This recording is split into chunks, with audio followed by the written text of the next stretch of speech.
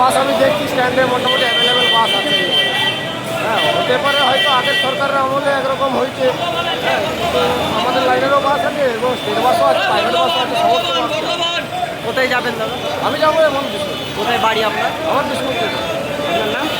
আমার নাম কপিল হোটেল। আগে কতটা সমস্যার মধ্যে পড়তে হতো এই 21শে জুলাইয়ের দিনে? দেখুন, সমস্যার মধ্যে একটা তো দুর্ভোগ থাকতো মোটামুটি, কারণ সরকার প্রশাসন যতটা মানে স্বাভাবিকভাবে করছে যাতায়াত, হ্যাঁ সেরকম একটা করে দিচ্ছে। আগের সরকারের যেরকম একটা মানে ব্যবস্থা ছিল, সমস্ত বাসই একরকম নিয়ে, হ্যাঁ, যে কারণে মানুষ সাধারণ যাত্রীরা যাদের অনেকটা দুর্ভোগ করছে। এখন সেরকম তো আমি পরিস্থিতি কিছু দেখতে পাচ্ছি না, যদিও এখন মিটিংয়ের পরিস্থিতি আমি জানি না। আমি আমার বাড়ি যাবো আর কি। আমি ব্যারাকপুর থেকে আসছি। ট্রেনে করে এসেছি, কোনো অসুবিধা হয়নি। আগে তো 2 বছর আগেও ট্রেনে করে আসাও অসুবিধা ছিল এবং যাওয়ার পথে তো খুবই অসুবিধা ছিল, কোনো বাস ট্রেন কিছুতে ওঠা যেত না। এখন নর্মালভাবে এসেছি, কোনো অসুবিধা হয়নি। আমি একটা সেলসম্যানে কাজ করি, আমি ব্যারাকপুর থেকে আসি। আজ হ্যাঁ, একদম সুবিধা, ভালোভাবেই এসেছি। হ্যাঁ, বাস টাস একদম নর্মালভাবেই সবই চলছে। হ্যাঁ, প্যাসেঞ্জার আছে। হ্যাঁ, সব খোলা। সবাই স্কুলেও যেতে দেখছি, আমি এখানে দাঁড়িয়ে দেখলাম তো।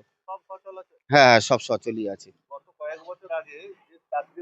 ও খুব অসুবিধা হতো দাদা, আমরা তো সেলসম্যানের কাজ করি, আমরা রাস্তাঘাটে যেতে আসতে এক জায়গা থেকে আরেক জায়গায় যেতে হয়, বাস পেতাম না, অনেক ভাড়া দিয়ে যেতে হতো। ওরে বাবা, মরার গাড়ি, থানার গাড়ি, এরম ভাবে যেতে হয়েছে। না, এখন আর এসবের কোনো অসুবিধা নেই, সুস্থভাবে যাতায়াত করছি এবং চলাফেরা করছি। শান্তু দে, ব্যারাকপুর নপাড়ার মধ্যে পড়ি আমি। বাস এবছর 21শে জুলাই কোনোভাবেই কোনো দল থেকেই নেওয়া হয়নি। অন্তত আমাদের অ্যাসোসিয়েশনগতভাবে যে গাড়ি চাওয়া হয় সেটা কিন্তু কেউ চায়নি। তো সেই জায়গা থেকে আরামবাগের বুকে যে কম বেশি 350 বাস চলে, পুরো পরিষেবা আজকে সুষ্ঠুভাবে দেওয়া হচ্ছে এবং খুব ভালো একটা দিক, শ্রাবণী মেলা চলছে। মানুষ কিন্তু কলেজ স্টুডেন্ট বলুন, জনসাধারণ বলুন, খুব উৎফুল্ল রয়েছে তারা। তাদের মুখেও শোনা যাচ্ছে যে জোর বলপূর্বক যে গাড়িগুলোকে তুলে নেওয়া হতো, মালিকরা টাকা পেত না, সেই জায়গাগুলো থেকে আজকে নিষ্কৃতি পাওয়া গেছে। খুব ভালো একটা উদ্যোগ যে বাস নেওয়া হয়নি। বিগত বছরে 21শে জুলাইয়ের তার আগে থেকে তো বাস তোলা হতো। 3 দিন আগে থেকে 21শে জুলাইয়ের জন্য গাড়ি তোলা হতো 18 জুলাই থেকে। কারণ আমরা অ্যাসোসিয়েশনগতভাবে আমরাও তো দেখেছি এবং আমরাও যে খুব একটা শান্তিতে ছিলাম তা নয়, কিন্তু বাস ব্রেকডাউন হলে আমাদের উপরও অত্যাচার হতো, বাসের শ্রমিকদের উপর তো হতোই। টাকা পেতেন না, টাকা তো প্রচুর টাকা আমাদের এখনও বাকি রয়েছে, আমরা পাইনি সে টাকা, আর মনে হয় পাবও না, কারণ আমরা ওটা মাথা থেকে আউটই করে দিয়েছি। কে দেবে টাকা? আমরা কোনোরকম টাকা পেতাম না। সেই জায়গা থেকে শ্রমিকরা আজকে প্রচণ্ড খুশি, মালিকরাও খুশি। আপনার পরিচয়? আমার পরিচয়, আমি আরামবাগ বাস মিনি বাস অপারেটার্স ওয়েলফেয়ার অ্যাসোসিয়েশনের সম্পাদিকা মধুমিতা ভট্টাচার্য। 21শে জুলাই তৃণমূল কংগ্রেসের কর্মসূচি ছিল না, এটা কংগ্রেসের কর্মসূচি ছিল, মমতা ব্যানার্জি হাইজ্যাক করেছিল।